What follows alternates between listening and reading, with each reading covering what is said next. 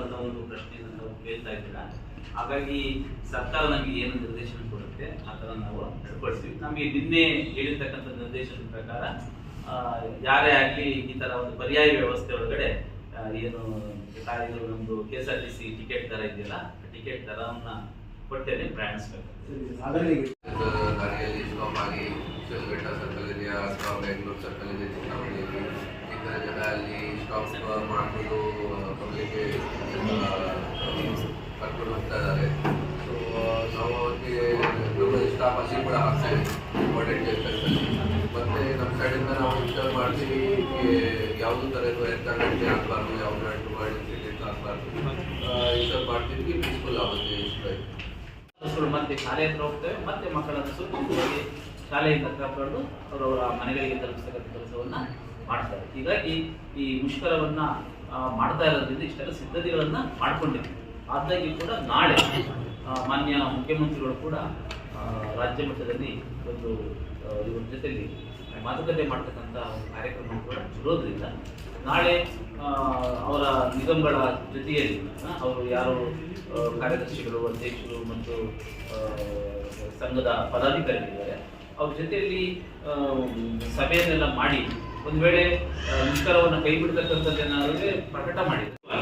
ಈ ಒಂದು ಮುಷ್ಕರ ಏನಾದ್ರೂ ಮುಷ್ಕರ ಹೂಡಿದ್ದೇ ಆದಲ್ಲಿ ನಾವು ತೆಗೆದುಕೊಳ್ಬೇಕಾದ ಕ್ರಮಗಳ ಕುರಿತಂತೆ ನಿನ್ನೆ ಮಾನ್ಯ ಪೊಲೀಸ್ ವರಿಷ್ಠಾಧಿಕಾರಿಗಳ ಜೊತೆಯಲ್ಲೂ ಕೂಡ ನಾವು ಡಿಸ್ಕಷನ್ ಮಾಡ್ಕೊಂಡಿದ್ದೀವಿ. ಮತ್ತು ನಿನ್ನೆ ರಾಜ್ಯ ಸರ್ಕಾರದಿಂದ ಸರ್ಕಾರದ ಕಾರ್ಯದರ್ಶಿಗಳು ರಾಜ್ಯದ ಎಲ್ಲ ಜಿಲ್ಲಾಧಿಕಾರಿಗಳೊಂದಿಗೆ, SPO ಅವರೊಂದಿಗೆ, DC, KSRTC ಅವರು ಮತ್ತು RTOಗಳೊಂದಿಗೆ ಒಂದು ಸಭೆಯನ್ನು ಕೂಡ ಮಾಡಿ ನಮ್ಮೆಲ್ಲರೂ ಕೂಡ ಒಂದು ನಿರ್ದೇಶನವನ್ನು ಕೊಟ್ಟಿದ್ದಾರೆ.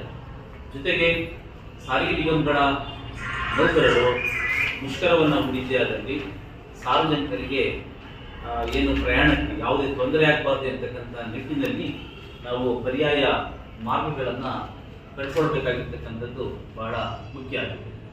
ಯಾವ ರೂಟಿಗೆ ಹೋಗ್ಲಿಕ್ಕೆ ನೀವು ಬಯಸ್ತಿರೋ ಆ ಬಸ್ಗಳನ್ನು ಆ ರೂಟಲ್ಲಿ ನಾವು ಕಳಿಸ್ಲಿಕ್ಕೆ ಎಲ್ಲ ಒಂದು ಸಿದ್ಧತೆಗಳನ್ನು ನಾವು ಮಾಡ್ಕೊಂಡಿದ್ದೀವಿ. ಹಾಗಾದರೆ ಪ್ರಯಾಣ ದರ ಎಷ್ಟಿರ್ಬೋದು ಅಂತ ನೀವು ಕೇಳ್ಬೋದು.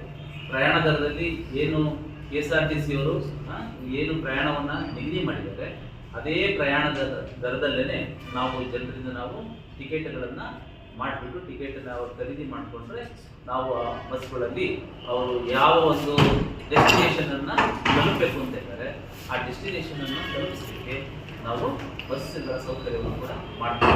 ಹಾಗೆಯೇ ಆಟೋ ಚಾಲಕರ ವತಿಯಿಂದಲೂ ಕೂಡ ಈ ಜಿಲ್ಲಾ ಕೇಂದ್ರ ಮತ್ತು ತಾಲೂಕು ಕೇಂದ್ರಗಳಲ್ಲಿ ನಿಯರ್ ಬೈ ಇರ್ತಕ್ಕಂಥ ಅಥವಾ ಸಿಟಿ ಒಳಗಡೆ ಇರ್ಬೋದು ಅಥವಾ ಸಿಟಿ ಹತ್ತಿರದಲ್ಲಿರ್ತಕ್ಕಂತಹ ಗ್ರಾಮಗಳಿದ್ರೆ ಆ ಗ್ರಾಮಗಳಿಗೂ ಕೂಡ ಆಟೋ ಚಾಲಕರಿಗೂ ಕೂಡ ನೀವು ಪ್ರಯಾಣಿಕರನ್ನು ಕರ್ಕೊಂಡು ಹೋಗ್ಲಿಕ್ಕೆ ಬರಲಿಕ್ಕೆ ಅನುಕೂಲ ಆಗುವಂತೆ ಸಹಕಾರವನ್ನು ನೀಡಿ ಅಂತ ಹೇಳ್ಬಿಟ್ಟು ಅವರನ್ನು ಕೂಡ ನಾವು ರಿಕ್ವೆಸ್ಟ್ ಮಾಡಿದ್ದೀವಿ. ಹಾಗೆಯೇ ಮ್ಯಾಕ್ಸಿ ಕ್ಯಾಬ್ಗಳು ಏನಿರ್ತವೆ ಆ ಮ್ಯಾಕ್ಸಿ ಕ್ಯಾಬ್ಗಳನ್ನು ಕೂಡ ನಮ್ಮ ಬಸ್ ನಿಲ್ದಾಣಗಳಲ್ಲಿ ಅವರಿಗೆ ಸ್ಥಳಾವಕಾಶ ಮಾಡಿಕೊಡುವಂಥ ಕೆಲಸವನ್ನು ಮಾಡ್ತೀವಿ. ಮಾಡಿಕೊಟ್ಟಾಗ ಜನರು ಕೂಡ ಅವರು ಯಾವ ಮಾರ್ಗದಲ್ಲಿ ಸಂಚಾರ ಮಾಡಬೇಕಂತೇಳಿ ಬಯಸ್ತಾರೋ ಆ ಸಂಚಾರ ಮಾಡಲಿಕ್ಕೆ ಆ ಬಸ್ಸುಗಳ ಬಳಕೆಯನ್ನು ಕೂಡ ಮಾಡಲಿಕ್ಕೆ ಎಲ್ಲ ವ್ಯವಸ್ಥೆಗಳನ್ನು ಕೂಡ ನಾವು ಮಾಡ್ಕೊಂಡಿದ್ದೀವಿ. ಹಾಗಾಗಿ ಈ ಒಂದು ವಿಶೇಷವಾದಂಥ ಒಂದು ಪ್ರಕರಣಗಳು ಎಲ್ಲವೂ ಕೂಡ ನಾವು ಜನರಿಗೆ ಸಾರ್ವಜನಿಕರಿಗೆ ತೊಂದರೆ ಆಗಬಾರ್ದು ಒಂದು ದೃಷ್ಟಿ ಇದೆ. ಏನು ವಾಹನಗಳನ್ನು ನಾವು ಬಳಸ್ತಾ ಇದ್ವಿ ಅವರಿಗೆ ಸರ್ಕಾರದಿಂದಲೂ ಕೂಡ ಬಳಕೆ ಮಾಡಲಿಕ್ಕೆ ಒಂದು ಅನುಮತಿಯನ್ನು ಕೊಡ್ತೀವಿ ಅಂತಕ್ಕಂಥ ಮಾತನ್ನು ಸಹ ಹೇಳಿದ್ದಾರೆ. ಇದರ ಜೊತೆಗೆ ನಮ್ಮಲ್ಲಿ 5 ಡಿಪೋಗಳು ಬರ್ತವೆ. ಆ ಡಿಪೋಗಳಿಗೂ ಕೂಡ ಸೂಕ್ತ ರಕ್ಷಣೆಯನ್ನು ಕೊಡ್ತಕ್ಕಂಥ ವಿಷಯದಲ್ಲಿ ಪೊಲೀಸ್ ವರಿಷ್ಠಾಧಿಕಾರಿಗಳು ಕೂಡ ಬಂದೋಬಸ್ತ್ ಮಾಡ್ಕೊಳ್ತಕ್ಕಂಥ ಒಂದು ವ್ಯವಸ್ಥೆ ಏನಿದೆ ಅದನ್ನು ಕೂಡ ಮಾಡ್ಕೊಳ್ತಾ ಇದ್ದಾರೆ. ಡಿಪೋ ಅಷ್ಟೇ ಅಲ್ಲ, ಎಲ್ಲೆಲ್ಲಿ ನಿಲ್ದಾಣಗಳು ಅಂತೇಳಿ ಬರ್ತಾ ಇದ್ದಾವೆ ಆ ನಿಲ್ದಾಣಗಳಲ್ಲಿ ಕೂಡ ಸೂಕ್ತ ರಕ್ಷಣೆಯನ್ನು ಕೊಡ್ತಕ್ಕಂಥ ಕ್ರಮವನ್ನು ಪೊಲೀಸ್ ಇಲಾಖೆ ತೆಗೆದುಕೊಳ್ತಾರೆ. ಹಾಗೆಯೇ ತಾಲೂಕು ಅಷ್ಟೇ ಅಲ್ಲದೆ ಈ ಹೋಬಳಿ ಕೇಂದ್ರಗಳಿರ್ಬೋದು ಅಥವಾ ದೊಡ್ಡ ದೊಡ್ಡ ಗ್ರಾಮ ಪಂಚಾಯತಿಗಳಿರ್ಬೋದು ಅಲ್ಲಿಂದಲೂ ಕೂಡ ಬೇರೆ ಊರುಗಳಿಂದ ಚಿಕ್ಕಬಳ್ಳಾಪುರ ಮೇನ್ ಜಿಲ್ಲಾ ಕೇಂದ್ರಕ್ಕೆ ಹಲವಾರು ಶಾಲಾ ಕಾಲೇಜು ವಿದ್ಯಾರ್ಥಿಗಳು ಓದಲಿಕ್ಕೆ ಅಂತೇಳಿ ಆ ಬಸ್ಸನ್ನು ಉಪಯೋಗ ಮಾಡ್ತಕ್ಕಂಥದ್ದು ಇದೆ. ಸೊ ಹಾಗಾಗಿ ಇಂಥ ಕೇಂದ್ರಗಳನ್ನು ನಾವು ಏನೇನು ಯಾವ್ಯಾವ ತಾಲೂಕುಗಳಿಗೆ ಎಷ್ಟೆಷ್ಟು ಶೆಡ್ಯೂಲ್ಸ್ ಇತ್ತು ಆ ಶೆಡ್ಯೂಲ್ಸ್ ಪ್ರಕಾರ ನಮ್ಮಲ್ಲಿ ಇರ್ತಕ್ಕಂಥ ವಾಹನಗಳೇನಿದ್ದಾವೆ ಇವೆಲ್ಲವನ್ನು ಕೂಡ ಹಂಚಿಕೆಯನ್ನು ನಾವು ಮಾಡಿಕೊಂಡು ಈ ಬಸ್ಗಳನ್ನು ನಾವು ಬಳಕೆ ಮಾಡಲಿಕ್ಕೆ ನಾವು ಉದ್ದೇಶ ಮಾಡಿದ್ದೀವಿ.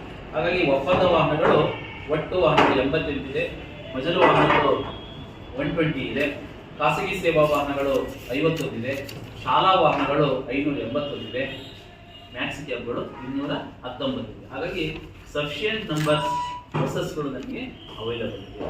ಈಗ ಶಾಲಾ ಕಾಲೇಜುಗಳ ಬಸ್ಗಳು ಕೂಡ ಅಷ್ಟೇ, ಶಾಲಾ ಕಾಲೇಜುಗಳಿಗೆ ಅವರು ರೊಟೀನ್ ಆಗಿ ಆ ಶಾಲೆಗಳಿಗೆ ಅಥವಾ ಕಾಲೇಜುಗಳಿಗೆ ಬಸ್ಗಳು ಹೋಗ್ತವೆ, ಮಕ್ಕಳನ್ನ ಡ್ರಾಪ್ ಮಾಡ್ತಾರೆ. ಡ್ರಾಪ್ ಮಾಡಿದ ನಂತರದಲ್ಲಿ ಇನ್ನು ಮಧ್ಯದಲ್ಲಿ ಇನ್ ಬಿಟ್ವೀನ್ ಇರ್ತಕ್ಕಂಥ ಅವಧಿ ಏನಿದೆಯಲ್ಲ, ಆ ಅವಧಿಯಲ್ಲಿ ಆ ಶಾಲಾ ಕಾಲೇಜುಗಳ ಬಸ್ಗಳನ್ನು ನಾವು ಬಳಕೆ ಮಾಡ್ಕೊಳ್ತೀವಿ. ಮತ್ತೆ ಶಾಲಾ ಮುಗಿತಕ್ಕಂಥ ಸಭೆ ಮುಗಿದ ನಂತರದಲ್ಲಿ ಜಿಲ್ಲಾ ಮಟ್ಟದಲ್ಲಿ ಕೂಡ ನಾವು ಒಂದು ಚರ್ಚೆಯನ್ನು ಮಾಡಿಕೊಂಡು ಈ ಚರ್ಚಾಂಶಗಳನ್ನು ತಮ್ಮ ಮೂಲಕ ಸಾರ್ವಜನಿಕರಿಗೆ ತಿಳಿಸ್ತಕ್ಕಂಥ ಒಂದು ಕೆಲಸವನ್ನು ನಾವು ಮಾಡಬೇಕು ಅಂತ ಹೇಳ್ಬಿಟ್ಟು ಜಿಲ್ಲಾ ವ್ಯಾಪ್ತಿಯಲ್ಲಿ ಏನು ನೋಂದಣಿಯಾಗಿರ್ತಕ್ಕಂತಹ ಈ ಮಜಲು ವಾಹನಗಳು ಅಂತೇಳಿ ಏನು ಕರಿತೀವಿ, ಮಜಲು ವಾಹನಗಳಿರ್ಬೋದು, ಹಾಗೆಯೇ ಒಪ್ಪಂದ ವಾಹನಗಳು ಅಂತೇಳಿ ಕರಿತೀವಿ, ಹಾಗೆಯೇ ಖಾಸಗಿ ಸೇವಾ ವಾಹನಗಳಿರ್ಬೋದು ಮತ್ತು ಶಾಲಾ ವಾಹನಗಳಿರ್ಬೋದು, ಇವೆಲ್ಲವನ್ನು ಕೂಡ ಬಳಸಿಕೊಳ್ಳುವುದರ ಮೂಲಕ ನಾವು ಪ್ರಯಾಣಿಕರ ಸುಗಮ ಸಂಚಾರಕ್ಕೆ ಅನುವು ಮಾಡಿಕೊಡಬೇಕು ಅಂತಕ್ಕಂಥದ್ದು ನಮ್ಮ ನಿಲುವಾಗಿದೆ. ಹಾಗಾಗಿ ನಾವು ಖಾಸಗಿ ಬಸ್ ಮಾಲೀಕರ ಏನು ಸಭೆಯನ್ನು ಕರೆದು ಅವ್ರ ಜೊತೆಲೂ ಕೂಡ ನಾವು ಡಿಸ್ಕಷನನ್ನು ಮಾಡ್ಕೊಂಡ್ಮೇಲೆ ಅವರು ಸಹ ಈ ಒಂದು ನಮ್ಮ ಬಸ್ಗಳನ್ನು ಅವ್ರದ್ದು ರೆಗ್ಯುಲರ್ ರೂಟ್ಸ್ ಎಲ್ಲ ಇರುತ್ತೆ, ಶೆಡ್ಯೂಲ್ ರೂಟ್ಸ್ ಎಲ್ಲ ಇದೆ. ಆ ಶೆಡ್ಯೂಲ್ ರೂಟ್ಸ್ ಏನಿದೆ ಆ ಶೆಡ್ಯೂಲ್ ರೂಟ್ಸನ್ನು ನಾವು ರನ್ ಮಾಡ್ತೀವಿ ಅಂತಲೂ ಕೂಡ ಹೇಳ್ತಾರೆ. ಹಾಗೆಯೇ ಕಾಂಟ್ರಾಕ್ಟ್ ವಾಹನಗಳನ್ನು ಏನು ಬಳಕೆಯಲ್ಲಿ ಇದ್ದಾವೆ ಆ ಎಲ್ಲ ಕಾಂಟ್ರಾಕ್ಟ್ ವಾಹನಗಳನ್ನು ಕೂಡ ನಾವು ನೀವು ಕೇಳಿದಂತಹ ಒಂದು ಸ್ಥಳಗಳಿಗೆ ನಾವು ಅದನ್ನು ಕಳಿಸ್ಕೊಡ್ತೀವಿ, ಆ ವಾಹನಗಳನ್ನು ಕೂಡ ಕೇಳಿದ್ದೀವಿ. ಹಾಗಾಗಿ ಶಾಲಾ ಮಕ್ಕಳ ಏನು ಅವರ ಓಡಾಟಕ್ಕೆ ಇರ್ಬೋದು ತೊಂದರೆ ಆಗಬಾರ್ದು, ಶೈಕ್ಷಣಿಕ ಇದಕ್ಕೆ ತೊಂದರೆ ಆಗಬಾರ್ದು. ಹಾಗೂ ಸಾರ್ವಜನಿಕರು ಕೂಡ ಶಾಲಾ ಕಾಲೇಜುಗಳಿರ್ಬೋದು, ಕಚೇರಿಗಳಿರ್ಬೋದು, ಅವರ ಹೋಗ್ಲಿಕ್ಕೂ ಕೂಡ ಅವರಿಗೂ ಕೂಡ ತೊಂದರೆ ಆಗಬಾರ್ದು. ಆ ಒಂದು ದೃಷ್ಟಿಯಿಂದ ಸಾಮಾನ್ಯವಾಗಿ ನಾವು ಎಲ್ಲ ಜಿಲ್ಲೆಯಲ್ಲಿರ್ತಕ್ಕಂಥ ಜಿಲ್ಲಾ ಬಸ್ ನಿಲ್ದಾಣವೂ ಸೇರಿಕೊಂಡಂತೆ ನಮ್ಮ ಜಿಲ್ಲೆಯಲ್ಲಿರ್ತಕ್ಕಂಥ ತಾಲೂಕು ಮಟ್ಟದಲ್ಲಿರ್ತಕ್ಕಂಥ ಎಲ್ಲ ಬಸ್ ನಿಲ್ದಾಣಗಳನ್ನು ನಾವು ಕೇಂದ್ರವನ್ನು ಮಾಡಿಕೊಂಡು ಈ ಒಂದು ತಾಲೂಕು ಕೇಂದ್ರಗಳು ಏನಿದ್ದಾವೆ ಬಸ್ ನಿಲ್ದಾಣಗಳು, ಆ ಕೇಂದ್ರ ಬಸ್ ನಿಲ್ದಾಣಗಳಲ್ಲಿ ನಾವು ಬಸ್ಸುಗಳನ್ನು ವ್ಯವಸ್ಥೆ ಮಾಡ್ತಾ ಇದ್ದೀವಿ.